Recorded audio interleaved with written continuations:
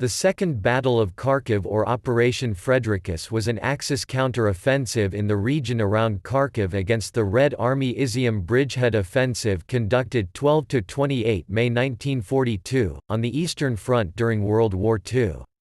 Its objective was to eliminate the Izium bridgehead over Seversky Donets or the Barvenkovo bulge, which was one of the Soviet offensive's staging areas.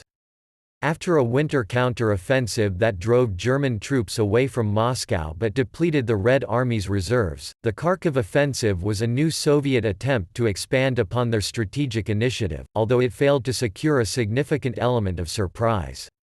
On 12 May 1942, Soviet forces under the command of Marshal Semyon Timoshenko launched an offensive against the German Sixth Army from a salient established during the winter counter-offensive.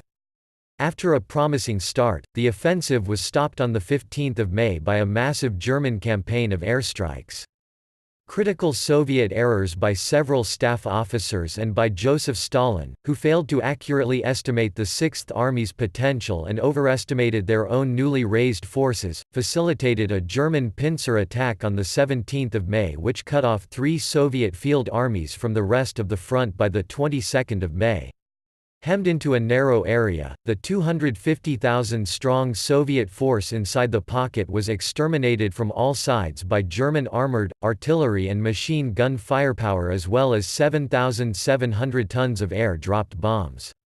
After 6 days of encirclement, organized Soviet resistance came to an end as the Soviet formations were either killed or taken prisoner. The battle was an overwhelming German victory, with 280,000 Soviet casualties compared to just 20,000 for the Germans and their allies.